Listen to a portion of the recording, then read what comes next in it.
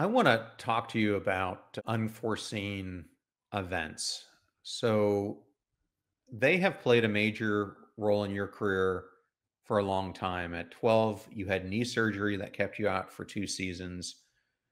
But when I think about myself and the emotional roller coaster it would havoc on me, injuries like that, when you're young, you have time to recover from. But in the 2022 Olympics, you were faced with a different type of situation. These were supposed to be the Olympics you broke out. These were likely going to be that time when you had a chance to get a gold, silver, or bronze from an individual standpoint. And out of nowhere, the day before you're supposed to perform, you come down with COVID and had to withdraw from that event. I, I can't even imagine it. I watched your video and saw the emotion you were trying to process. But for someone who's listening, and I just want to take them to that situation because here you have trained up to that point your entire life for that moment. And then in an instant, it's taken away from you.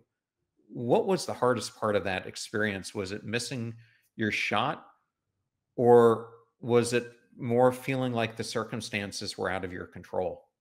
I think it was not having the opportunity to even try. Not having the opportunity to even try, yeah. After it happened, I felt almost like someone I loved had died. Something that always been with me my whole life. The singular thing that drove me for 21 years was the idea that I might stand on an Olympic podium one day. And the day before I had the chance to make it happen, after years of dedicating my entire life to preparing for that one moment, it was just taken out of my hands. And that was like losing a longtime companion or a loved one almost. I almost entered like a grieving process after. There, of course, the first bit was just like disbelief and trying to adjust. I remember it was the night before the short program that I got the news, and the same night sent me off to isolation in some hotel 45 minutes away from the village.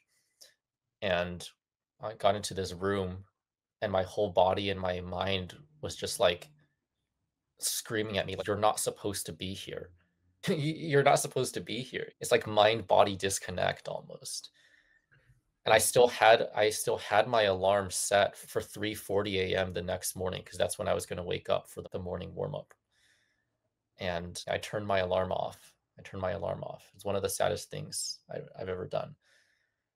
I turned my alarm off, and then the next morning, with no alarm, I woke up at 3:40 a.m. sharp. I jolted awake. My body was, like, fired up. I was ready to do it. I was ready to, like, make my dream come true. And then I was like and then I looked at the ceiling, and I looked at the window shades, and I was like, "This is wrong. I'm not where I think I am. I'm not where I should be." And yeah, I'll never forget that feeling. It was just one of the worst things I've ever felt. Well, I'm so sorry. I can't even imagine that position. I have faced certain things in my life that are similar in nature, but don't compare to that amount of emotion you would have faced at that time. But for someone who might be listening who has prepared for something really hard and had it taken away from them in your situation, what would be your advice to them on how do you move past this? I think everyone's situation is unique, and I guess also that being said, I don't think it's fair to, necessarily, like, compare losses, you know what I mean?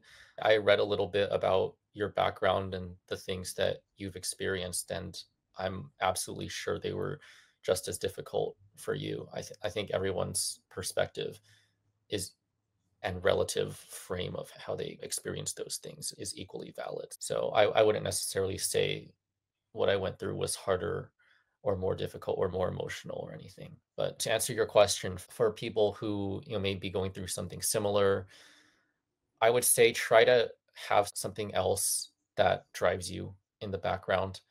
When you lose all sense of direction, you need something new to keep you grounded, something new to keep your head anchored, because it's like being lost at sea, and even having the tiniest light in the distance is going to help you understand relatively where you are.